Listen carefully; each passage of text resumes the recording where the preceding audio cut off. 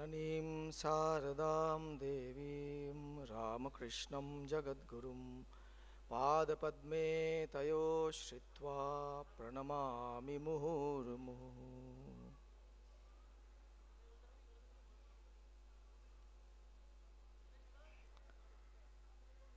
এখন আমরা একটু কথামৃতের কিছু প্রসঙ্গ করব। এই প্রসঙ্গে ঠাকুরের আজকে পূর্ণ জন্মতিথি, ভগবান শ্রীরামকৃষ্ণের আবির্ভাব। তো ওই আবির্ভাব তিথিতেই দক্ষিণেশ্বরে একবার ভক্তেরা ঠাকুরের জন্ম উৎসব পালন করেছিলেন। তো সেই দিনটিতে আমরা দেখব যে কিভাবে ভক্তেরা ঠাকুরের কাছে এলেন, ভক্তেরা ঠাকুরের নাম করে আনন্দ করছিলেন।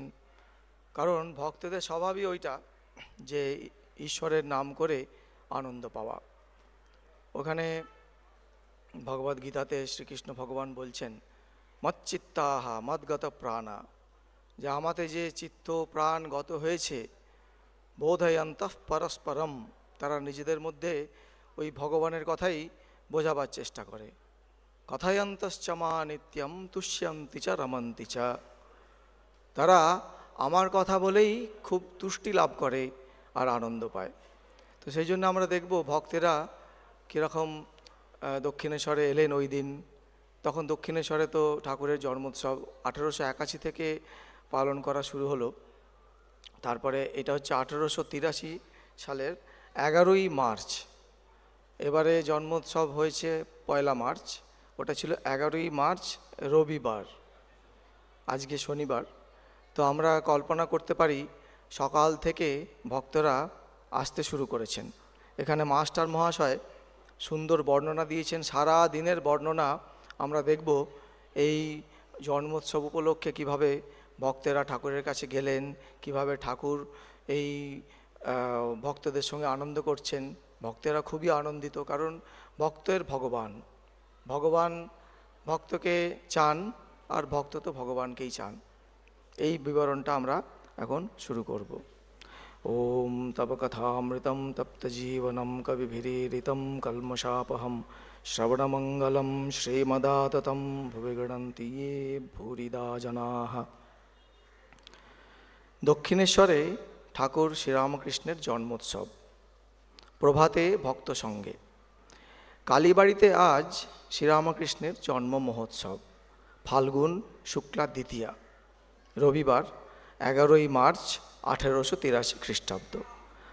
আজ ঠাকুরের অন্তরঙ্গ ভক্তগণ সাক্ষাৎ তাহাকে লইয়া জন্মোৎসব করিবেন। এটা মাস্টারমশাই লিখছেন কথামৃততে। প্রভাত হইতে ভক্তেরা একে একে আসিয়া জুটিতেছেন। একদম ভোরবেলা ভক্তেরা সব আসছেন। সম্মুখে মা ভবতারিণীর মন্দির। মঙ্গলারতির পরই প্রভাতির আগে নহবতখানায় মধুর তানে রোশন চৌকি বাজিতেছে। ওই আমরাও আজকে দেখলাম একই ভাবে এখানে যখন মঙ্গলারতি হয়ে গেল, এই মঞ্চের ওপরে রোশন চৌকি সানাই বিভিন্ন রাগরাগিনীতে বাজছিল। তো সেরকম ওই নহবতখানায় দক্ষিণেশ্বরে আমরা কল্পনা করতে পারি ঠাকুরের ঘর, তার আরও কিছু উত্তর দিকে নহবতখানা আছে, সেখানে রোশন চৌকি বাজিতেছে। একে বসন্তকাল, বৃক্ষলতা সকলেই নতুন বেশ পরিধান করিয়াছে। তাহাতে ভক্ত হৃদয়ে ঠাকুরের জন্মদিন স্মরণ করিয়া নৃত্য করিতেছে।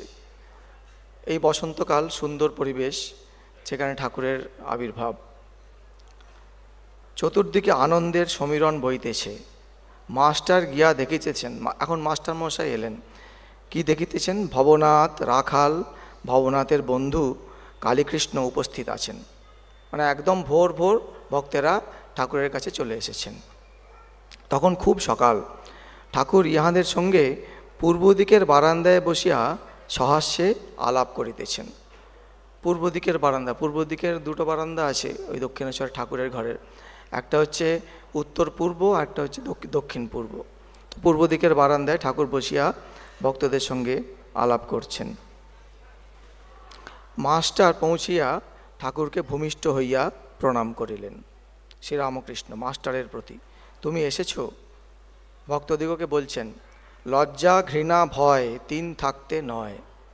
এটা ঈশ্বরীয় নাম কীর্তন, ঈশ্বরীয় নামের গুণগান করার সময় এই তিনটি থাকা চলবে না ঠাকুর বলে দিয়েছেন। অন্য ক্ষেত্রে নয়, বিষয়ের জাগতিক ক্ষেত্রে নয়, এটা ঈশ্বরের ক্ষেত্রে লজ্জা ঘৃণা ভয় তিন থাকতে নয়। আজ কত আনন্দ হবে। হ্যাঁ, ঈশ্বরের কথায় লজ্জা কি ভয় কি নে এখন তোরা গা। সকালবেলা বলছেন ঈশ্বরের কথায় কোনো ভয় লজ্জা থাকলে তাদের আর কোনো কালে হবে না, এটা ঠাকুর বলেছেন। ভবনাথ ও কালীকৃষ্ণ গান গাইতেছেন। কালীকৃষ্ণ হচ্ছেন ভবনাথ একজন ঠাকুরের ভক্ত, কালীকৃষ্ণ ভবনাথের একজন বন্ধু। গান: ধন্য ধন্য ধন্য আজি দীন আনন্দকারী, সবে মিলে তব সত্য ধর্ম ভারতে প্রচারী। হৃদয়ে হৃদয়ে তোমারই ধাম, দিশি দিশি তব পূর্ণ নাম। ভক্তজন সমাজ আজি স্তুতি করে তোমারই। নাহি চাহি প্রভু ধন জন মান, নাহি প্রভু অন্য কাম। প্রার্থনা করে তোমারে আকুল নরনারী। তব পদে প্রভু লইনু শরণ, কি ভয় বিপদে কি ভয় মরণ। অমৃতের খনি পাইনু যখন, জয় জয় তোমারই। ঠাকুর বদ্ধাঞ্জলি হইয়া বসিয়া এক মনে গান শুনিতেছেন। গান শুনিতে শুনিতে মন একেবারে ভাব রাজ্যে চলিয়া গিয়াছে। ঠাকুরের মন, মাস্টারমশাই বলছেন, শুষ্ক দেশলাই। শুষ্ক দেশলাই যেমন একবার ঘষলেই জ্বলে যায়, ঠাকুর বলছেন যদি বিষয়ের রসে আমাদের মন আসক্ত থাকে তাহলে ঈশ্বরের উদ্দীপন হয় না। সেই জন্য মনটাকে আগে এই শুষ্ক দেশলাইয়ের ন্যায় বিষয়ের রসটাকে মন থেকে সরিয়ে ফেলতে হবে। বিষয়ের রস শুকিয়ে গেলেই ভগবানের উদ্দীপন হবে, সঙ্গে সঙ্গেই হবে। কারণ ভগবান তো সর্বত্র সব জায়গায় বিরাজমান। আমাদের উদ্দীপন হয় না কারণ আমরা ভগবানের কাছ থেকে নিজেদেরকে আড়াল করে রেখে দিয়েছি। কিসের আড়াল? এই কামিনী কাঞ্চন বিষয়ের আড়াল, এই মায়ের আড়াল। ঠাকুর বলেছেন, ওই আর একটা উদাহরণ দিয়েছেন, রাম সীতা লক্ষ্মণ তিনজন যাচ্ছেন, মানে একই লাইন দিয়ে যাচ্ছেন। লক্ষ্মণ রামের এত কাছে থাকা সত্ত্বেও রামকে দেখতে পাচ্ছেন না, কারণ মাঝখানে সীতা মহামায়া রূপী সীতা আছেন বলে। অথচ ভগবান কাছেই আছেন। এই কিন্তু ঠাকুরের মন শুষ্ক দেশলাই, একবার ঘষিলেই উদ্দীপন। প্রাকৃত লোকের মন ভিজে দেশলাইয়ের ন্যায়, যত ঘষো জ্বলে না, কেননা মন বিষয়ে আসক্ত। ঠাকুর অনেকক্ষণ ধ্যানে মগ্ন। কিয়ৎক্ষণ পরে কালীকৃষ্ণ ভবনাথের কানে কানে কি বলিতেছেন, মানে কালীকৃষ্ণ এবার ওখান থেকে চলে যাওয়ার উদ্যোগ করছেন, মানে এসেই উনি চলে যাবেন, ওনার কাজ আছে। এবার দেখব আমরা ঠাকুর সেই চলে যাওয়াটাকে অনুমোদন করছেন না, উনি একটু আক্ষেপ করছেন। যদিও ওই কাজটা খুবই গুরুত্বপূর্ণ কাজ। কি কাজ? ঠাকুরকে কালীকৃষ্ণ প্রণাম করিয়া গাত্রোত্থান করিলেন। ঠাকুর বিস্ময়াবিষ্ট হইয়া জিজ্ঞাসা করিলেন, কোথায় যাবে? ভবনাথ বলছেন, আজ্ঞা একটু প্রয়োজন আছে তাই যাবে। কি দরকার? ভবনাথ, আজ্ঞা শ্রমজীবীদের শিক্ষালয়ে যাবে। ওই বরানগরে ওয়ার্কিং মেন্স ইনস্টিটিউট আছে, ওখানে উনি যাচ্ছেন কোনো একটা বিশেষ কাজে। ওই কাজটাও দরকারি কাজ, কিন্তু ঈশ্বরের নামের তুলনায় ওটা খুবই গৌণ কাজ। সেই জন্য ঠাকুর খুব আক্ষেপ করছেন। তখন বললেন কি, ওর কপালে নাই। আজ হরিনামে কত আনন্দ হবে দেখো তো, ওর কপালে নাই। সেই জন্যে এই গৌণ ব্যাপারটাকে আজকে হয়তো উনি আগে থেকে একটু প্ল্যান করে আসতে পারতেন, যে হয়তো ঠাকুরের কাছে থাকবো, আমরা ঠাকুরের কাছে থেকে আনন্দ করব। যেমন আজকের দিনে অনেকেই, আজকে শনিবার, অনেকেরই হয়তো কাজ থাকবে, তখন আপনারা কাজ সেরকমভাবে গুছিয়ে আজকে এখানে এসে ঠাকুরের জন্ম মহোৎসব এখানে আপনারা অংশগ্রহণ করেছেন। এরপর বেলা প্রায় 8:30 বা 9টা, ওই সময় ঠাকুর স্নান করতে যাবেন। ঠাকুর আজ অবগাহন করিয়া গঙ্গায় স্নান করিলেন না, শরীর তত ভালো নয়, ঠাকুরের ঠান্ডা লেগেছে। সেই জন্যে ওই অল্প করে শরীর রক্ষা করছেন। এই শরীর অতি যত্নে রক্ষা করছেন, তার কারণ এই শরীর দিয়ে লোক কল্যাণ হবে বলে। অবতারদের তো কোনো শরীরের কোনো বোধই নাই, অবতার তো সবসময় মুক্ত, কিন্তু এই লোক কল্যাণের জন্যেই অবতার পুরুষের আবির্ভাব হয়। এটা আমাদের বারবার শাস্ত্রেতে বলা হয়েছে, আর ভগবদ্গীতাতে ভগবান শঙ্করাচার্য এই কথাটা বলেছেন, যেরকম লোক কল্যাণের জন্যে এই ভগবান আসেন। সেই জন্যে এই অবগাহন করিয়া প্রতিদিন গঙ্গার ঘাটে গিয়ে উনি স্নান করে আসেন। কিন্তু আজকে কি করলেন, ওই ওই জল তোলা ছিল, সেই তোলা জলে স্নান করলেন। তাহার স্নান করিবার জল ওই পূর্বোক্ত বারান্দায় কলসি করিয়া আনা হইল। ঠাকুর স্নান করিতেছেন, ভক্তেরা স্নান করাইয়া দিলেন। ভক্তেরা তো ভগবানকে, ঠাকুরকে খুবই ভালোবাসেন, আর ঠাকুরের ভালোবাসা একবার পেলে তো আর সেই মন একবারে ভরে যায়, অন্য কোনো ভালোবাসা তো তার কাছে দাঁড়াতেই পারে না। সেজন্যে ভক্তেরা ঠাকুরকে স্নান করিয়া দিলেন। স্নান করিতে করিতে বলিলেন, এক ঘটি জল আলাদা করে রেখে দে। শেষে ওই ঘটির জল মাথায় দিলেন। ঠাকুর শ্রীরামকৃষ্ণ আজ বড় সাবধান, এক ঘটি জলের বেশি মাথায় দিলেন না। তো ওই সাবধানতার কারণ হচ্ছে ওইটাই যে শরীর অবতারে, তবুও ঠাকুরের শরীর খুবই তাড়াতাড়ি চলে যায়। 50 বছর বয়স তখন ঠাকুরের, 1836 থেকে 1886, 50 বছর বয়সে ঠাকুরের শরীর যায়। তবুও এটা হচ্ছে 1883 কথা পড়ছি আমরা। ঠাকুর খুব সাবধানতা অবলম্বন করলেন এই শরীর দিয়ে লোক কল্যাণ হবে বলে। স্নানান্তে মধুর কণ্ঠে ভগবানের নাম করিতেছেন।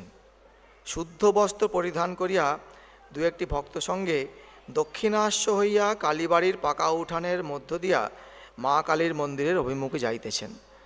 তার মানে আমরা দেখতে পাচ্ছি স্নান করে উঠেই ঠাকুর কোথায় যাচ্ছেন না, মা কালীর মন্দিরে যাচ্ছেন। ওখানে গিয়ে প্রণাম করতে হবে, কারণ শুদ্ধ স্নান করলে আমাদের মন একটু শুদ্ধ হয়, শুদ্ধ বস্ত্র পরিধান করলে আরও একটু ভালো লাগে। তো যখন মন ভালো থাকে তখনই আমাদের ঈশ্বরকে ডাকতে হয়। এই হচ্ছে আমাদের নিয়ম, শাস্ত্রের নিয়ম। সেই জন্যে বলা হয়েছে যে সকালবেলা উঠে ব্রাহ্ম মুহূর্তের সময় উঠতে হবে। কারণ কি, ওই ব্রাহ্ম মুহূর্তে উঠলে আমাদের মন খুব শান্ত থাকে। যে কোনো ব্রাহ্ম মুহূর্তে 4টে ব্রাহ্ম মুহূর্ত ধরা হয় শাস্ত্রেতে। সকালবেলা, দিন আর রাত্রি যখন সন্ধিক্ষণ, সেই সন্ধিক্ষণ দুটো ব্রাহ্ম মুহূর্ত। মানে সকাল থেকে, মানে রাত্রি যখন পেরিয়ে সকাল হতে যাচ্ছে, একটা মুহূর্ত 48 মিনিট, 24 মিনিট সূর্যাস্তের আগে আর 24 মিনিট সূর্যাস্তের পরে, এটা হলো ব্রাহ্ম মুহূর্ত। তো ওই সময় আমাদের মন খুব শান্ত প্রকৃতি থাকে। সেই জন্য বলা হয় কি, ওই সময় ঈশ্বরের নাম করতে হবে, জপ ধ্যান করতে হবে, তাহলে কি হবে, তাড়াতাড়ি ফল পাওয়া যায়। তো ওই স্নান করে উঠেও আমাদের মন একটু শান্ত থাকে, সেই জন্য ঈশ্বরের নাম করতে হয়। ঠাকুর সেটাই দেখাচ্ছেন যে ওই দক্ষিণ দিকে মুখ করে, আমরা যদি ঠাকুরের ঘরটা কল্পনা করি, দক্ষিণ দিকে মুখ করেই মায়ের কালী বাড়িতে আসতে হয়। মুখে অবিরত নাম উচ্চারণ করিতেছেন। দৃষ্টি ফেলে ডিমে যখন তা দেয়, পাখির দৃষ্টি যেরূপ হয়। এটি ঠাকুরেরই কথা। ঠাকুর একবার বলেছিলেন মাস্টার মহাশয়কে যে এরকম ফটো একবার আমাকে এনে দেখাতে পারবে, এরকম ছবি। পাখি যখন ডিমে তা দিচ্ছে, মন যেন চোখ খোলা থাকলেও দৃষ্টি যেন বাইরের দিকে নেই, দৃষ্টি যেন অন্য কোথায় কোন রাজ্যে চলে গেছেন। ওই তেমনি ঠিক যখন স্বামীজি নরেন ঠাকুরের কাছে প্রথম এলেন, ঠাকুর বলছেন, ওকে দেখলাম ওর মন ভিতর থেকে কে যেন টেনে রেখে দিয়েছে। বাইরে হয়তো তাকিয়ে আছেন, কিন্তু মন ভিতর দিকে টেনে রাখা আছে। এই হচ্ছে ঈশ্বরের মন থাকলে এরকম হয়। তো মাস্টারমশাই এরকম বর্ণনা দিচ্ছেন যে দৃষ্টি ফেলে। মা কালীর মন্দিরে গিয়া প্রণাম ও পূজা করিলেন। পূজার নিয়ম নাই, গন্ধ পুষ্প কখনো মায়ের চরণে দিতেছেন, কখনো বা নিজের মস্তকে ধারণ করিতেছেন। অবশেষে মায়ের নির্মাল্য মস্তকে ধারণ করিয়া ভবনাথকে বলিতেছেন, ডাব নে রে, মায়ের প্রসাদী ডাব। তো এইভাবে ওখানে কালী মন্দিরে প্রণাম করলেন। ওই একটা দিনের বর্ণনা এটা আমরা আগেই দেখলাম যে এটা ঠাকুরের জন্ম উৎসবের সারা দিনের কীরকম বর্ণনা। তো তারপরে পাকা উঠান দিয়ে যখন ফিরছেন, তখন আবার উত্তরাশ্ব হয়ে ফিরছেন, তখন ঠাকুরের ডান দিকে পড়বে এই রাধাকান্তের মন্দির, শ্রী শ্রী রাধাকান্তের মন্দির। ঠাকুর বললেন বিষ্ণুঘর। ওই যুগলরূপ দর্শন করিয়া ভূমিষ্ঠ হইয়া প্রণাম করিলেন। আবার বাম পার্শ্বে দ্বাদশ শিব মন্দির, সদাশিবকে উদ্দেশ্যে প্রণাম করিতে লাগিলেন। এইবার ঠাকুর ঘরে আসিয়া পৌঁছলেন, দেখিলেন আরও ভক্তের সমাগম হইতেছে। ভক্তেরা এক এক করে আসছেন। আজকে ঠাকুরের জন্মতিথি পুজো মহোৎসব পালন করা হবে। তো এবার ঠাকুর ভক্ত সঙ্গে ঘরের উত্তর পূর্ব বারান্দায় আসিয়াছেন। এখানে ঠাকুর এবার ঈশ্বরের কথা বলবেন। দক্ষিণেশ্বরবাসী একজন গৃহস্থ বসিয়া আছেন। এই গৃহস্থের কথা কেন বলা হলো পরে আমরা দেখব। ওই গৃহস্থের সঙ্গে একটু ঠাকুর ওই অনাহত ধ্বনির চর্চা করবেন। তিনি গৃহে বেদান্ত চর্চা করেন। ওই গৃহস্থটি ঠাকুরের সম্মুখে শ্রীযুক্ত কেদার চাটুর্যের সঙ্গে তিনি শব্দব্রহ্ম সম্বন্ধে কথা বলছেন। ঠাকুর শ্রীরামকৃষ্ণ অবতারবাদ, ঠাকুর শ্রীরামকৃষ্ণ সর্বধর্ম সমন্বয়, এই এবার শুরু হল। দক্ষিণেশ্বরবাসী বলছেন এই অনাহত শব্দ সর্বদা অন্তরে বাহির হচ্ছে, সেই অনাহত শব্দ ব্রহ্ম বলা হয়েছে। এই অনাহত শব্দটি হচ্ছে ওঙ্কারের আদিরূপ, মূল কারণ। সমস্ত জগতের কারণ হচ্ছে এই অনাহত শব্দ, সেটাকে মূল কারণ বলা হয়েছে। এই ওঙ্কারটি হচ্ছে খুবই একটা গুরুত্বপূর্ণ আমাদের শাস্ত্রে একটি অক্ষর। ওই অক্ষরটি প্রতিটা উপনিষদেই আমাদের এই ওঙ্কারের কথা খুবই বলা হয়েছে। তৈত্তরীয় উপনিষদে বলা হয়েছে, কঠোপনিষদে তো বলা হয়েইছে। হ্যাঁ, এতদ আলম্বনম শ্রেষ্ঠম বলেছেন ওখানে কঠোপনিষদ। আর বলেছেন যেখানে সমস্ত বেদ যাকে ব্যাখ্যা করেছেন সেই হচ্ছে ওঙ্কার, যার জন্য সবাই ব্রহ্মচর্য পালন করে, যাকে পাবার জন্য সেই হচ্ছে ওঙ্কার। এই ওঙ্কারটা হচ্ছে অনাহত ধ্বনি। অনাহত ধ্বনি মানে শব্দ যখন উৎপন্ন হয় তখন কোনো কিছু দ্বারা আহত হয়ে শব্দ উৎপন্ন হয়। যেমন আমি কথা বলছি, এই গলাতে আমাদের যে ভোকাল কর্ড আছে ওখানে আহত হয়ে এই শব্দটা এখানে উৎপন্ন হচ্ছে। কিন্তু এটাকে বলা হলো কি অনাহত শব্দ, আহত হয়নি অথচ শব্দ। এই শব্দটি হচ্ছে আমাদের জগতের মূল কারণ। অন্য একটা উপনিষদে বলা হয়েছে এই ওঙ্কারের ব্যাখ্যা করতে গিয়ে বলা হয়েছে হ্যাঁ, ইদম সর্বম ওঙ্কারের ব্যাখ্যা তস্য উপব্যাখ্যানম। হ্যাঁ, তারপরে যা কিছু আছে ভূতা ভবৎ ভবিষ্যদিতি সর্বম ওঙ্কার, সমস্ত কিছু ওঙ্কার। আর যেটাই অতীত বর্তমান আর ভবিষ্যৎ তারও উপরে আছে, হ্যাঁ, সেটিও ওঙ্কার। তার মানে ওঙ্কারটা আমাদের খুব জোর দেওয়া হয়েছে, ওঙ্কারের সাধনা আছে, ওঙ্কার একটা বীজ। তো সেই অনাহত ধ্বনির কথা হচ্ছে তখন। এবার ঠাকুর বলছেন, ঠাকুরের কথাটি খুবই গুরুত্বপূর্ণ। ঠাকুর বলছেন শুধু শব্দ হলে তো হবে না, শব্দের প্রতিপাদ্য একটি আছে। এই প্রতিপাদ্যটি মানে একটি শব্দের, প্রতি শব্দেরই একটা প্রতিপাদ্য একটা বিষয় থাকে। যেমন আমি যদি বলি ঘট, ঘট একটা শব্দ। ঘট শব্দ বললে ঘটের একটি বিষয় আছে, যে ঘটটি আমার সামনে আছে কি ঘটটি অন্য কোথাও আছে, সেটি হলো ঘট। এই প্রতিপাদ্য বিষয়। যদি প্রতিপাদ্য বিষয় না থাকে, শুধু শব্দই থাকবে, অর্থ থাকবে না। তো সেই শব্দের তো সেরকম কোনো মূল্য নেই। যেমন আমি বলি যে গগন কুসুম, আকাশে ফুল ফুটেছে।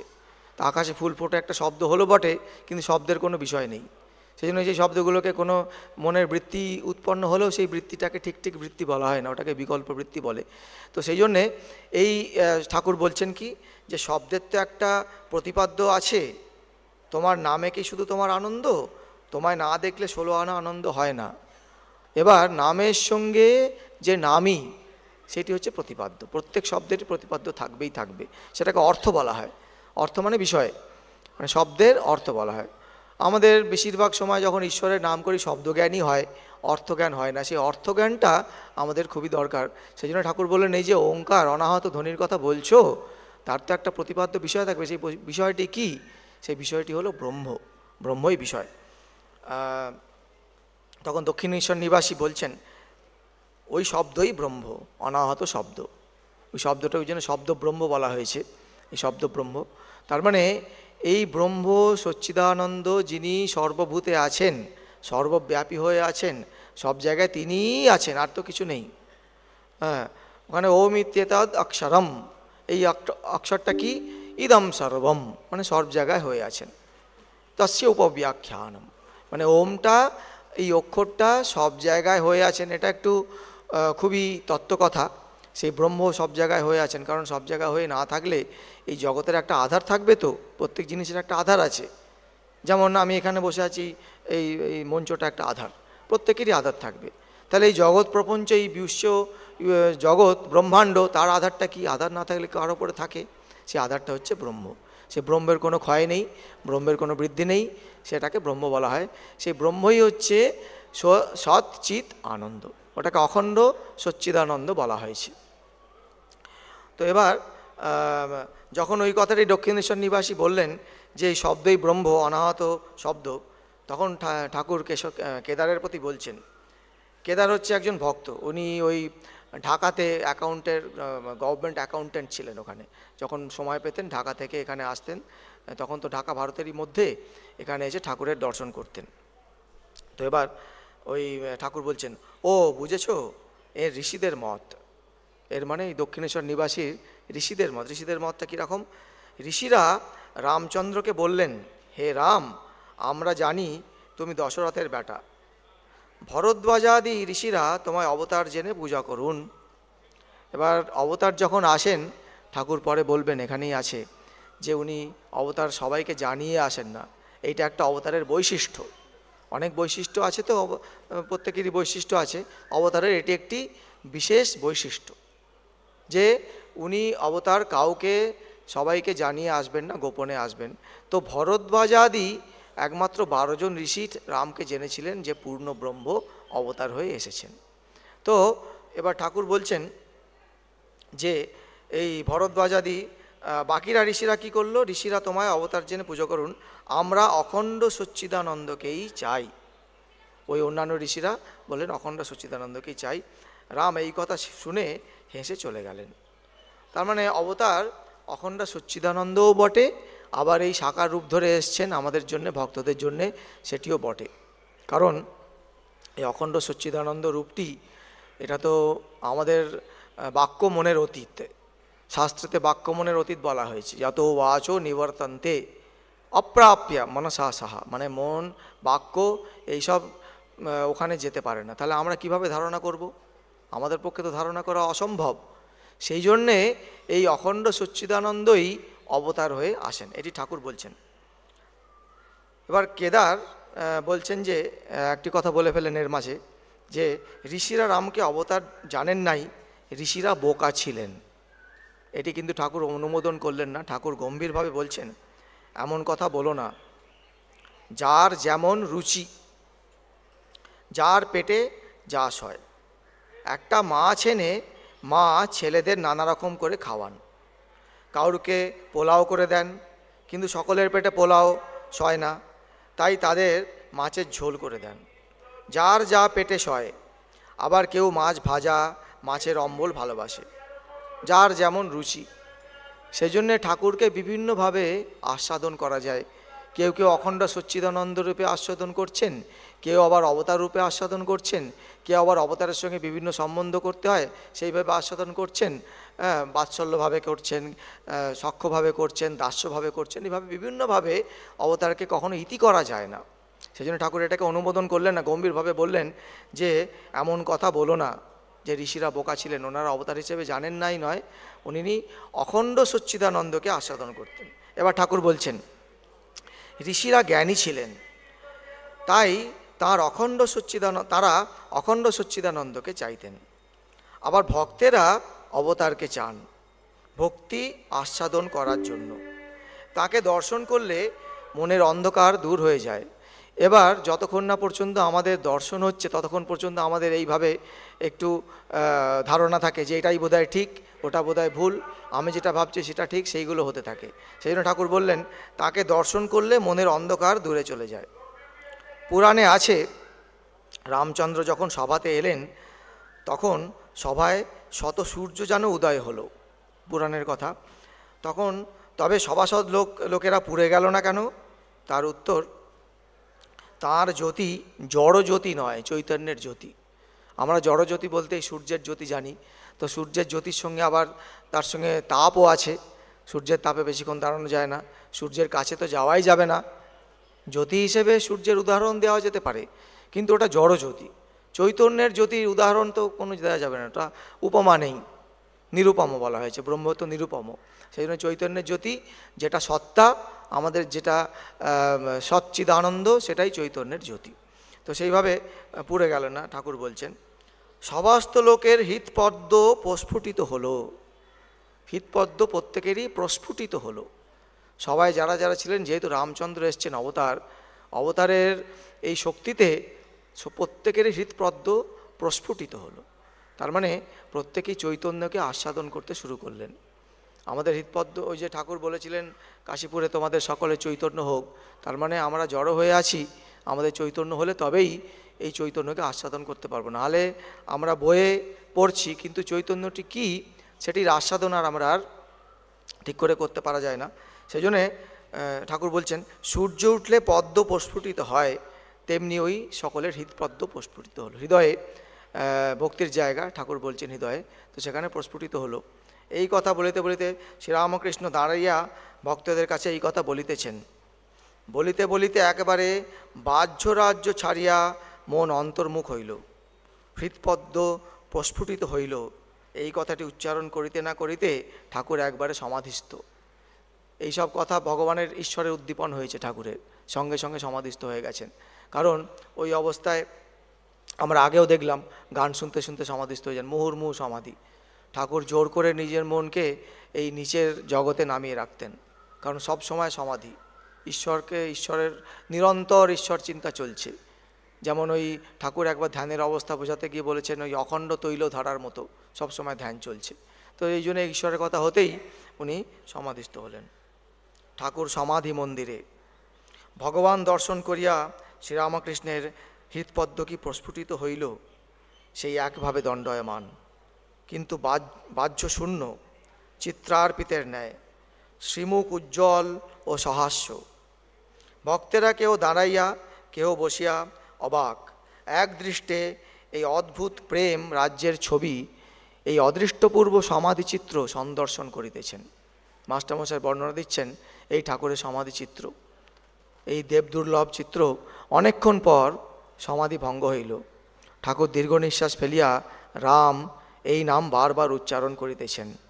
নামের বর্ণে বর্ণে যেন অমৃত ঝরিতেছে। রাম নামে সমাধি হয়েছে, সেই জন্য রাম নাম করেই সমাধির ভঙ্গ হল। ঠাকুর উপবিষ্ট হইলেন, ভক্তেরা চতুর্দিকে বসিয়া এক দৃষ্টে দেখিতেছেন। এবার ঠাকুর অবতারের কথা বলছেন ভক্তদের প্রতি। অবতার যখন আসে সাধারণ লোকে জানতে পারে না, গোপনে আসে। 2-4 জন অন্তরঙ্গ ভক্ত জানতে পারে। রাম পূর্ণ ব্রহ্ম, পূর্ণ অবতার, এ কথা 12 জন ঋষি কেবল জানত। অন্যান্য ঋষিরা বলেছিল, হে রাম, আমরা তোমাকে দশরথের বেটা বলে জানি। তার মানে এটা একটা অবতারের বিশেষ লীলা। সবাইকে আবার যাকে অবতারের ইচ্ছা হবে তাকেই কিন্তু অবতার জানাবেন। ওটা আবার ওনাদের হাতে, ওনাদের ইচ্ছা। সবাইকে আবার জানাতে দেন না, কারো কারোকে জানিয়ে দেন, কারো কারোকে জানিয়ে দেন না। ওনার হাতে সমস্ত কিছু বদ্ধ মুক্ত, যা বলবো আমরা সবই ওনার হাতে। এবার ঠাকুর বলছেন, অখণ্ড সচ্চিদানন্দকে কি সকলে ধরতে পারে? সকলে ধরা যায় না, কারণ এই ভাব ধরার আমাদের সাহসও নেই। যদি ঈশ্বর আমাদের কাছে বিশ্বরূপ নিয়ে আসেন, আমরা ভয় পেয়ে যাই। অর্জুনের সামনে যখন শ্রীকৃষ্ণ বিশ্বরূপ ধারণ করলেন, অর্জুন ভয় পেয়ে গেলেন। হ্যাঁ, উনি কৃতাঞ্জলি পুটা বেপমানঃ কিরীটি, ভয়ে গা কাঁপছে, এমন ভয় পেয়ে গেছেন। হ্যাঁ, সগদ্গদ ভীত ভীত প্রণম্য, ওখানে সঞ্জয় বর্ণনা দিচ্ছেন। এমন ভয় পেয়ে, অর্জুন অত বড় একজন পুরুষ, অর্জুন নরের অবতার, তো অত বড় পুরুষ ভয় পেয়ে গেছেন। অত বড় অবতারকে, মানে এই বিশ্বরূপকে দর্শন করা যায় না, আমাদের অত সাহস নেই। এরকম অনেক ঘটনা আমরা পাই পুরাণে। ভীম যখন হনুমানকে বললেন তোমার ওই রূপ দর্শন দেখাও, সে ভীম অত বড় একজন পালোয়ান, সেই হনুমানের রূপ দেখে মূর্ছা গেলেন। তো তেমনি ওই কারণ আমরা হচ্ছে খুব নরম, একটু আস্তে আস্তে হাওয়া দেবে খুব ভালো লাগবে, আস্তে আস্তে সমুদ্রের জল ঢেউ আসবে খুব ভালো, কিন্তু ওই হাওয়াটাই যখন আবার বড় সাইক্লোন হয়ে যাবে তখন আমাদের মনে ভয় জেগে যায়। দুটোই কিন্তু ঈশ্বরের একটা প্রকাশ। সেই জন্যে এই অখণ্ড সচ্চিদানন্দকে প্রথমে হচ্ছেন তো ওই মন, বাক্য মনের অতীত, আমাদের দ্বারা ধরা সাধ্য নয়। তাহলে কিভাবে আমরা ধরবো? সেই জন্যে কৃপা করে ওই অখণ্ড সচ্চিদানন্দই ওই অবতার রূপ ধরে আমাদের মাঝে আসেন। সেই জন্য আমাদের একটু সাধন ভজন করতে সুবিধা হবে। তাহলে কীভাবে সাধন ভজন করব? আমরা তো ওই রূপ ধরতেই পারি না। স্বামীজিও বলেছেন, ওই কালীর কথা বলতে গিয়ে বলছেন, ওই কালীর ওই উগ্র মূর্তির কথা স্বামীজি একটা কালী দা মাদার বলে একটা ওই কবিতাতে স্বামীজি লিখছেন। সারা পৃথিবী যখন ধ্বংস করে দেন আমরা সেটা সহ্য করতে পারি না। ভগবান ওখানে শ্রীকৃষ্ণ বলছেন, কালোস্মি লোকক্ষয়কৃত প্রবৃদ্ধাহা, আমি সমস্ত লোককে ধ্বংস করে দিই। তো সেই জন্যে আমাদের সাহস নেই ওই অখণ্ড সচ্চিদানন্দকে ধরতে পারা। সেই জন্যে অবতার হয়ে অখণ্ড সচ্চিদানন্দই চৈতন্যের যে মূর্তি, তিনি অবতার হয়ে আসেন। এবার ঠাকুর বলছেন পাকা ভক্তির কথা। ভক্তি তো আমাদের কম বেশি সকলেরই আছে, কিন্তু পাকা ভক্তিটা কি জিনিস ওটা ঠাকুর বলে দিলেন এখানে, যে কিন্তু নিত্যে উঠে যে বিলাসের জন্য লীলায় থাকে তারই পাকা ভক্তি। এই পাকা ভক্তির একটা ডেফিনেশন এক লাইনে উনি দিয়ে দিলেন, নিত্যে উঠে। নিত্য মানে ওই অখণ্ড সচ্চিদানন্দটি হচ্ছে নিত্য। সে নিত্যেতে গিয়ে আবার তাঁর লীলা, কারণ তিনিই তো সব হয়েছেন, তিনি তো ছাড়া আর কিছু নেই। ওটা তো বেদের কথা, উপনিষদের কথা। সর্বম খলে ইদম ব্রহ্মা, মানে কি সমস্ত কিছু ব্রহ্মই, আর কিছু নেই। তো তিনিই সব হয়েছেন। তো তিনি যখন সব হয়েছেন সেটিকে আবার আস্বাদন করা, অনেকে আবার কি ওই নিত্যে গিয়ে লীলা আস্বাদন করতে চান না, তখন ঠাকুর বলছেন ওটি পাকা ভক্তি নয়। পাকা ভক্তি ওটিও ঈশ্বরের কৃপাতে, সবই ঈশ্বরের কৃপাতে হয়। এবার ঠাকুর উদাহরণ দিচ্ছেন, বিলাতে কুইনকে দেখে এলে পর তখন কুইনের কথা, কুইনের কার্য, এই সকল বর্ণনা চলতে পারে, সমস্ত বর্ণনা চলতে পারে। কুইনের কথা তখন ঠিক ঠিক বলা হয়। এবার ভরদ্বাজাদি ঋষির যে পাকা ভক্তি হয়েছিল ঠাকুর সেটি বলে দিলেন। আগেও বলেছিলেন ঠাকুর যে উনি ভরদ্বাজ ঋষি, 12 জন ঋষি ঠাকুরকে অবতার হিসেবে জানতেন। অবতার হিসেবে জানা মানে ওই নিত্যতে গিয়ে আবার লীলাতে থাকতেন ভরদ্বাজাদি ঋষি। ঠাকুর এবার বলছেন, ভরদ্বাজাদি ঋষি রামকে স্তব করেছিলেন আর বলেছিলেন, হে রাম, তুমি সেই অখণ্ড সচ্চিদানন্দ, তুমি আমাদের কাছে মানুষ রূপে অবতীর্ণ হয়েছ। বস্তুত তুমি তোমার মায়া আশ্রয় করেছো বলে তোমাকে মানুষের মতো দেখাচ্ছে। ভরদ্বাজাদি ঋষি রামের পরম ভক্ত, তাদের ভক্তি পাকা ভক্তি। এই মায়ার আশ্রয় করা হয়েছে। মায়া এমন একটা জিনিস, মায়ার আশ্রয় করে ভগবান শ্রীকৃষ্ণ বলছেন, প্রকৃতি স্বামধিষ্ঠায়া সম্ভবামি আত্মমায়া। আমি নিজের মায়াকে, বৈষ্ণবী মায়াকে আশ্রয় করে আমি নিজে শরীর ধারণ করি। এই শরীর ধারণ কিন্তু প্রাকৃত লোকের শরীর ধারণ নয়। প্রাকৃত লোকের শরীর ধারণ হচ্ছে কর্মের দ্বারা প্রচলিত হয়ে, বাধ্য হয়ে শরীর ধারণ করেছি আমরা প্রাকৃত লোকেরা। কিন্তু অবতারেরা এই শরীর ধারণ করেন এই জীবকে উদ্ধারের জন্যে, জীবের কল্যাণের জন্যে। সেই জন্য দুটো শরীর যদি একই রকমভাবে দেখতে লাগে, তবুও দুটি শরীর কিন্তু এক নয়। যেমন ওই কুয়োতে একজন পড়ে গেছে, সে কুয়োতে পড়ে গেছে, সে অসহায়, উঠতে পারছে না কুয়ো থেকে। আর একজন তখন কি করলো, বাইরে থেকে বললো ঠিক আছে আমি উঠাতে গিয়ে উনি কুয়োতে নেমেছেন ওনাকে কুয়ো থেকে উদ্ধার করার জন্যে। বাইরের একজন লোক দেখছে কি দুজনেই কুয়োতে পড়ে গেছে, কিন্তু দুজনে কিন্তু কুয়োতে পড়েনি। একজন পড়েছে আর একজন নেমে তাকে উদ্ধার করতে গেছেন। তো সেই রকম অবতার আমাদের মানুষের মধ্যে জন্মগ্রহণ করেছেন আমাদেরকে উদ্ধার করার জন্যে। কিন্তু যারা অজ্ঞ লোক তারা ভাবে উনিও মানুষ হয়ে এসছেন, মানুষের মতোই খাচ্ছেন, মানুষের মতোই সমস্ত কিছু দুঃখ কষ্ট, তাহলে উনিও মানুষ ছাড়া আর কি হবে। কিন্তু মানুষ নন। এটা বারবার আমাদের শাস্ত্রেতে বারবার করে বলা হয়েছে। এমনকি অদ্বৈত আচার্য ভগবান শঙ্করাচার্য এই কথা বলেছেন, ভগবদ্গীতার প্রথমেই উপোদ্ঘাত ভাষ্যতে এটা বলেছেন যে অবতারেরা আসেন, দেহ ধারণ করেন, মায়ার আশ্রয় নিয়ে দেহ ধারণ করেন, আর লোককল্যাণের জন্যে দেহ ধারণ করে থাকেন। তো এটি ঠাকুর এই পাকা ভক্তির কথা বললেন। এবার মাস্টারমশাই বলছেন, ভক্তেরা এই অবতার তত্ত্ব অবাক হইয়া শুনিতেছেন। কেউ কেউ ভাবিতেছেন কি আশ্চর্য, বেদোক্ত অখণ্ড সচ্চিদানন্দ, যাহাকে বেদে বাক্যমনের অতীত বলিয়াছে, সেই পুরুষ আমাদের সামনে 14 পোয়া মানুষ হইয়া আসেন। ঠাকুর শ্রীরামকৃষ্ণ যে কালে বলিতেছেন সে কালে অবশ্যই হইবে। যদি তাহা না হইত তাহলে রাম রাম করিয়া এই মহাপুরুষের কেন সমাধি হইবে? নিশ্চয়ই ইনি হৃৎপদ্মে রামরূপ দর্শন করিতেছিলেন। তো ঠাকুর নিজে অবতার, নিজে বলেছেন যে ত্রেতাতে রাম, দাপরে যে কৃষ্ণ, সেই ইদানিম রামকৃষ্ণ হয়ে এসছেন, নিজে বলেছেন। আর অনেকবার প্রমাণও দিয়েছেন অন্যের কাছে। আর শেষে তো কাশীপুরে এটি নিজেই মুখেই বলে দিলেন।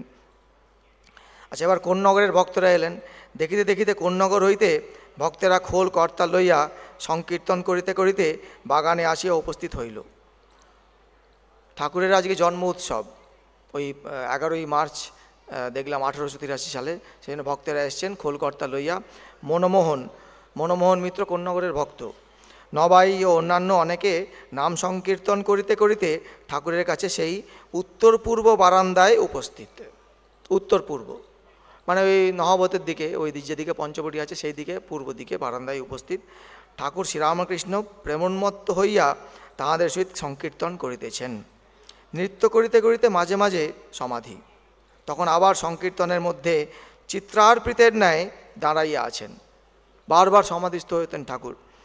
সেই অবস্থায় ভক্তেরা তাহাকে পুষ্পমালা দিয়া সাজাইলেন, বড় বড় গোড়ে মালা। ভক্তেরা দেখিতেছেন যেন শ্রী গৌরাঙ্গ সম্মুখে দাঁড়াইয়া গভীর ভাব সমাধি নিমগ্ন। প্রভুর কখনো অন্তর্দশা, তখন জড়বৎ চিত্রার্পিতের ন্যায় বাহ্যশূন্য হইয়া পড়েন, কখনো অর্ধবাহ্য দশা, তখন প্রেমাবিষ্ট হইয়া নৃত্য করিতে থাকেন। আবার কখনো বা শ্রী গৌরাঙ্গের ন্যায় বাহ্য দশা। এই তিনটি দশার কথা চৈতন্য চরিতামৃত ইত্যাদি বৈষ্ণব গ্রন্থতে আছে। একটা হচ্ছে অন্তর্দশা, অর্ধবাহ্য দশা, একটা হচ্ছে বাহ্য দশা। তখন বাহ্য দশায় ভক্ত সঙ্গে সংকীর্তন করেন। ঠাকুর সমাধিস্থ হয়ে দাঁড়াইয়া গলায় মালা, পাশে পড়িয়া যান ভাবিয়া একজন ভক্ত তাহাকে ধরিয়া আছেন। চতুর্দিকে ভক্তেরা দাঁড়াইয়া খোল করতাল লইয়া কীর্তন করিতেছেন। ঠাকুরের দৃষ্টি স্থির, চন্দ্রবদন, প্রেমানুরঞ্জিত। ঠাকুর পশ্চিমাস্য, পশ্চিম পশ্চিমাস্য মানে গঙ্গার দিকে মুখ করে দাঁড়িয়ে আছেন। দক্ষিণেশ্বর থেকে পশ্চিম দিকে গঙ্গা, আর উত্তর পূর্ব বারান্দায় এই কীর্তন চলছে। ঠাকুর পশ্চিম দিকে মুখ করে সমাধিস্থ হয়ে দাঁড়িয়ে আছেন। এটা আমরা কল্পনায় দেখতে পারি। ঠাকুরের সেই ঘরের উত্তর পূর্ব বারান্দায় এইটি ঘটছে। এই আনন্দমূর্তি ভক্তেরা অনেকক্ষণ ধরিয়া দেখিতে লাগিলেন। সমাধি ভঙ্গ হইল, বেলা হইয়াছে। কিয়ৎক্ষণ পরে কীর্তন থামিল। ভক্তেরা ঠাকুরকে আহার করাইবার জন্য ব্যস্ত হইলেন। এবার বেলা হয়েছে, আহার করাইতে হবে। ঠাকুর তো রাক্ষসী বেলায় খেতেন না, সেই জন্যে এবার কিয়ৎকাল বিশ্রাম করিয়া নববস্ত্র পীতাম্বর পরিধান করিয়া ছোট খাটটিতে বসিলেন। আমাদের ঠাকুরের জন্মোৎসবে পীতাম্বরই পরানো হয়, আপনারা দেখবেন এখানে পরানো হয়েছে। তো ঠাকুর সেই পীতাম্বর, হলুদ শ্রীকৃষ্ণের পীতাম্বর ছিল, সেই পীতাম্বর পরিধান করিয়া ছোট খাটটিতে বসিলেন। এবার মাস্টারমশাই বলছেন, পীতাম্বরধারী সেই আনন্দময় মহাপুরুষের জ্যোতির্ময় ভক্তচিত্ত বিনোদন, অপরূপ রূপ ভক্তেরা দর্শন করিতেছেন। সেই দেবদুর্লভ পবিত্র মোহন মূর্তি দর্শন করিয়া নয়নে তৃপ্তি হইল না। ইচ্ছা আরও দেখি, সেই রূপসাগরে মগ্ন হই। ঠাকুর আহারে বসিলেন, ভক্তেরাও আনন্দে প্রসাদ পাইলেন। এই সারা দিনের বর্ণনা সেই ভোরবেলা থেকে কিন্তু শুরু হয়েছে। এখন মধ্যাহ্নে ঠাকুর এবার আহারে বসিলেন। আহারের পর ঠাকুর ছোটো খাটটিতে বিশ্রাম করতেছেন। আচ্ছা, এবার ঘরে লোকে ভিড় বাড়িতেছে, বাইরের বারান্দাগুলিও লোকে পরিপূর্ণ। ধীরে ধীরে লোকের সংখ্যা বাড়ছে। এখানেও আমরা দেখি সকালে অত লোকজন হয় না, কিন্তু যত বেলা বাড়ে ভক্তের সংখ্যা বাড়তে থাকে। এখানেও একই রকম। ঘরের মধ্যে ভক্তেরা মেঝেতে বসিয়া আছেন ও ঠাকুরের দিকে এক দৃষ্টে চাহিয়া আছেন। কেদার, সুরেশ, রাম, মনমোহন, গিরীন্দ্র, রাখাল, ভবনাথ, মাস্টার ইত্যাদি অনেকে ঘরে উপস্থিত। কেদারের কথা আমরা বললাম, উনি ঢাকাতে থাকতেন, ঢাকার অ্যাকাউন্টেন্টের কাজ করতেন। সুরেশ মানে ওই সুরেন্দ্র মিত্রের ভাই গিরীন্দ্র, দুজনেই ঠাকুরের ভক্ত। সুরেন্দ্র খুবই ভক্ত ঠাকুরের। মনমোহন মিত্র কোন্নগর থেকে এসছেন ইত্যাদি। রাখাল মানে ঠাকুরের মানসপুত্র স্বামী ব্রহ্মানন্দজি, এনারা সব এসছেন। একটি বৈষ্ণব গোস্বামীও এই ঘরে উপবিষ্ট। ঠাকুর তাহাকে সম্বোধন করিয়া কহিতেছেন। গোস্বামীদের দেখলেই ঠাকুর মস্তক অবনত করিয়া প্রণাম করিতেন, কখনো কখনো সম্মুখে সাষ্টাঙ্গ হইতেন। এবার নাম মাহাত্ম্যের কথা ঠাকুর বলবেন। নাম মাহাত্ম্য এটা আমরা দেখব। ঠাকুর বলছেন, শ্রীরামকৃষ্ণ, আচ্ছা তুমি কি বলো, উপায় কি? গোস্বামী, আজ্ঞা নামেতেই হবে, কলিতে নাম মাহাত্ম্য। এই নাম মাহাত্ম্যটাকে ঠাকুর কিন্তু খুব অনুমোদন করলেন না, কারণ ঠাকুর বলছেন শুধু নামেতে হবে না, অনুরাগ চাই। শুধু নাম জপলে তো হয় না, কারণ নামের একটা, আগে আমরা দেখলাম ঠাকুর বলেছেন নামের একটা প্রতিপাদ্য বিষয় আছে। আর শাস্ত্রেতেও বলেছেন, শুধু নাম করার কথা বলেননি, নামের সঙ্গে তার যে বিষয় অর্থাৎ অর্থ, সে অর্থটাকেও ভাবতে হবে, তবেই আমাদের মন লাগবে। নাহলে শুধু নাম করে গেলে, যেমন পাখিরা রাধাকৃষ্ণ নাম করে যায়, কিন্তু যখন বেড়ালে ধরে তখন আবার ট্যাঁ ট্যাঁ করে, তো তেমনি শুধু নাম করলে হবে না। ঠাকুর বলছেন অনুরাগ চাই। অনুরাগ মানে আমাদের বুদ্ধি দিয়ে যতটা সম্ভব ওই ঈশ্বরকে চিন্তা করা, ওই তজ্জপস্তদ অর্থভাবনম এইভাবে বলা হয়েছে শাস্ত্রতে। তার জপ করতে হবে, সঙ্গে সঙ্গে অর্থ ভাবনা করতে হবে। তো এবার ঠাকুর বলছেন, হ্যাঁ নামের খুব মাহাত্ম্য আছে বটে, তবে অনুরাগ না থাকলে কি হয়? ঈশ্বরের জন্য প্রাণ ব্যাকুল হওয়া দরকার, এই অনুরাগ, ব্যাকুলতা। ঠাকুর বলছেন এই ব্যাকুলতা থাকলে তবে ঈশ্বরকে পাওয়া যায়। যেমন ওই শিশুর মায়ের জন্য ব্যাকুলতা হয়, আর সরলতা থাকতে হবে।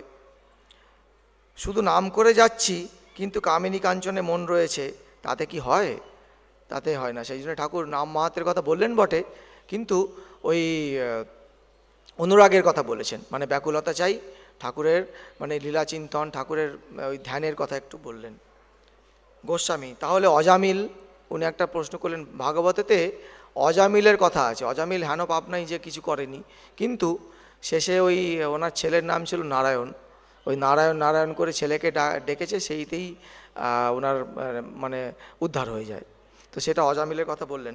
অজামিল মহাপাতকী, এমন পাপ নাই যে সে করে নাই, কিন্তু মরবার সময় নারায়ণ বলে ছেলেকে ডাকাতে উদ্ধার হয়ে গেল। ঠাকুর কিন্তু বলছেন শ্রীরামকৃষ্ণ, হয়তো অজামিলের পূর্বজন্মে অনেক কর্ম করা ছিল, আর আছে সে পরে তপস্যা করেছিল। এটা নাম মাহাত্ম্যের মহিমা বর্ণন করার জন্যেই অজামিলের কথাটা বলা হয়, কিন্তু ঠাকুর বলছেন কি অনুরাগের সঙ্গে নাম জপ করতে হবে। এরকমও বলা হয় যে তার তখন অন্তিমকাল, হাতিকে নাইয়ে দিলে কি হবে, আবার ধুলো কাদা মেখে যেকে সেই। তবে হাতিশালায় ঢোকাবার আগে যদি কেউ ঝুল ঝেড়ে দেয় ও স্নান করিয়ে দেয়, তাহলে গা পরিষ্কার থাকে। নামেতে একবার শুদ্ধ হলো, কিন্তু তারপরেই হয়তো নানা পাপে লিপ্ত হয়ে গেল। মনে বল নাই, প্রতিজ্ঞা করে না যে আর পাপ করব না। ঠাকুর বলছেন গঙ্গা স্নানে পাপ সব গেলে কি হবে, লোকে বলে পাপগুলি গাছের ওপর থাকে। গঙ্গা নিয়ে যখন মানুষটা ফেরে, তখন ওই পুরনো পাপগুলি গাছ থেকে ঝাঁপ দিয়ে ওর ঘাড়ের ওপর পড়ে। সেই জন্য বলছেন তাই নাম করো, সঙ্গে সঙ্গে প্রার্থনা করো, যাতে ঈশ্বরেতে অনুরাগ হয়। আর যেসব জিনিস দুদিনের জন্য, যেমন টাকা, মান, দেহের সুখ, তাদের উপর যাতে ভালোবাসা কমে যায়, তার জন্য প্রার্থনা করো। এবার গোস্বামীর প্রতি ঠাকুর বলছেন, আন্তরিক হলে সব ধর্মের ভিতর দিয়াই ঈশ্বরকে পাওয়া যায়। এটা একটা ঠাকুরের একটা বিশিষ্ট মত। উনি বলছেন মতুয়ার বুদ্ধি ত্যাগ করতে, তার মানে কি আমার ধর্মটাই ঠিক, বাকি সব ধর্ম ভুল, এটিকে মতুয়ার বুদ্ধি বলে। ঠাকুর বলছেন সমস্ত ধর্মের ভিতর দিয়ে ঈশ্বরকে পাওয়া যায় যদি আন্তরিকতা থাকে। এই কথাটা ঠাকুর বলছেন। বৈষ্ণবেরাও ঈশ্বরকে পাবে, শাক্তরাও পাবে, বেদান্তবাদীরাও পাবে, ব্রহ্মজ্ঞানীরাও পাবে। ব্রহ্মজ্ঞানীরা মানে ব্রাহ্ম সমাজ। তখনকার দিনে একটা ধারণা ছিল, কারণ ব্রাহ্ম ধর্মের প্রভাব খুবই ছিল সমাজে। ব্রাহ্ম ধর্মে কীরকম জানি, ঈশ্বর এক আর নিরাকার। তো নিরাকার কিভাবে বলবো, যদি নিরাকারের দর্শন না হয় নিরাকার কিভাবে বলবো আমরা? আবার নিরাকার বলছি বটে, আবার বলছি ঈশ্বর দয়াময়। যদি নিরাকারই হবে তো দয়াময় কি করে হলো? দয়াময় মানে তো কিছু তার আকার থাকবে, কোনো মনের বৃত্তি থাকবে, বৃত্তি থাকলে আকার থাকবে। তো সেই জন্যে যদি অনুভব না হয় তাহলে আমাদের কথাগুলো কি হয়, অসংলগ্ন হয়ে যায়। সেই জন্যে যদি আমাদের মনে হয় যে আমাদের যা অনুভব হলো সেটা আংশিক, তাতেই কিন্তু অনেক আমাদের উদ্ধার হবে। এবার ঠাকুর বলছেন আন্তরিক হলে সবাই পাবে। কেউ কেউ ঝগড়া করে বসে, তারা বলে আমাদের কৃষ্ণকে না ভজলে কিছুই হবে না, কি আমাদের মা কালীকে না ভজলে কিছুই হবে না, আমাদের খ্রিস্টান ধর্মকে না নিলে কিছুই হবে না, এসব সবাই বলে। এসব বুদ্ধির নাম মতুয়ার বুদ্ধি, অর্থাৎ আমার ধর্মই ঠিক আর সকলের মিথ্যা। এ বুদ্ধি খারাপ।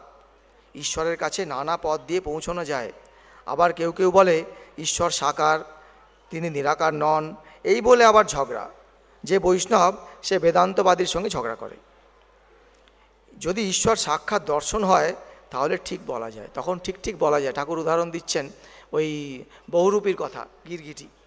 আবার বলছেন ওই অন্ধ হাতি দেখতে গেছে, তো একটা হাতিকে দেখে বলা হলো এটা হাতি, হাতিটা কীরকম বলো? তখন একটা অন্ধ কেউ পায়ে হাত দিয়ে দেখলো হাতিটা থামের মতো বললো, আবার কেউ কানে হাত দিয়েছে, হাত দিয়ে বললো হাতিটা কুলোর মতো, কেউ হয়তো সুরে হাত দিয়েছে। এইভাবে বিভিন্নভাবে হাতিতে হাত দিয়ে বিভিন্নভাবে সে হাতির বর্ণনা দিচ্ছে, কিন্তু সবই সত্য। অথচ এটা বললে ভুল হবে যে আমারটাই একমাত্র সত্য, বাকিগুলো সব মিথ্যা। এই আমাদের যদি এই জ্ঞানটা হয়ে যায় যে আমার জ্ঞানটা আংশিক, তাহলে এই সমস্ত ঝামেলা মিটে যায়। তো এবার ঠাকুর বলছেন কতগুলো কানা একটি হাতির কাছে এসে পড়েছিল। একজন লোক বলে দিলে এই জানোয়ারটির নাম হাতি। তখন কানাদের জিজ্ঞাসা করা হলো হাতিটা কীরকম? তারা হাতির গা স্পর্শ করতে লাগলো। একজন বললে হাতিটা একটি থামের মতো, সে কানাটি কেবল হাতির পা স্পর্শ করেছিল। আরেকজন বললে হাতিটা একটি কুলোর মতো, সে কেবল হাতিটার কানে হাত দিয়ে দেখেছিল। এরকম যারা সুরে কি পেটে হাত দিয়ে দেখেছিল তারা নানা প্রকার বলতে লাগলে।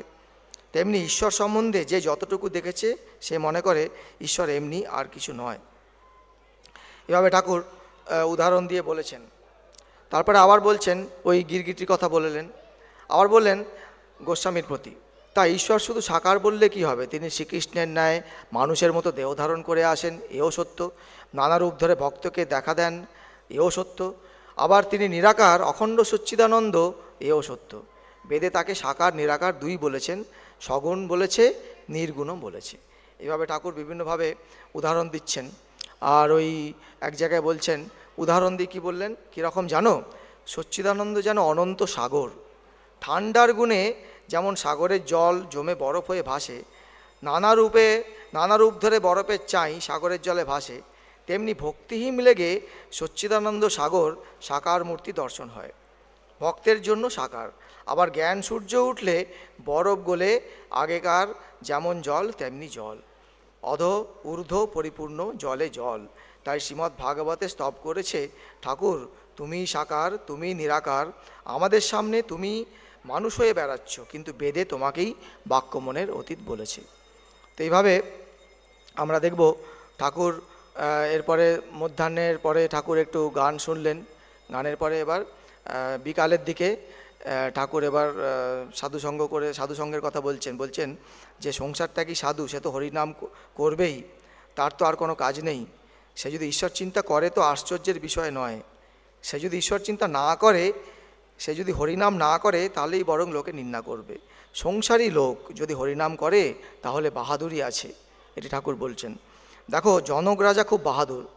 সংসারে নির্লিপ্ত হয়ে কাজ করার ক্ষেত্রে জনক রাজার খুব উদাহরণ দেওয়া যায়। উনি সিদ্ধপুরুষ ছিলেন, জ্ঞানী হয়ে সাধন ভজন করে তারপরে সংসারে ছিলেন, পূর্ণ জ্ঞান, আর একদিকে সংসারের কর্ম করছে। এভাবে ঠাকুর বললেন, ঠাকুরের জন্য আলাপ, সাধু ঈশ্বরের সঙ্গে আলাপ করে দেন। এই জন্য সাধুসঙ্গের কথা বলছেন। সাধুসঙ্গ সর্বদা দরকার, সাধু ঈশ্বরের সঙ্গে আলাপ করে দেন। কেদার আজ্ঞে হ্যাঁ, মহাপুরুষ জীবের উদ্ধারের জন্য আসেন, উনি বলছেন। এবারে সন্ধ্যা হয়ে গেল, ক্রমে ক্রমে ভক্তেরা এবার বাড়িতে ফেরার জন্য উদ্যোগ করছেন। তো এইভাবে আমরা দেখলাম ঠাকুর সারাদিন কিভাবে কাটালেন। ঠাকুরের জন্মোৎসব পালন করা হলো দক্ষিণেশ্বরে, আজকে ওই একই দিনে জন্মোৎসব পালন করা হলো। তো এই হচ্ছে ওই দিনের বিবরণ, এখানেই আমরা শেষ করছি। ওম নিরঞ্জনম নিত্যমনন্তরূপম ভক্তানুকম্পাধৃত বিগ্রহম বৈ ঈশাবতারম পরমেশমিড্যম তম রামকৃষ্ণম শিরসা নমামঃ।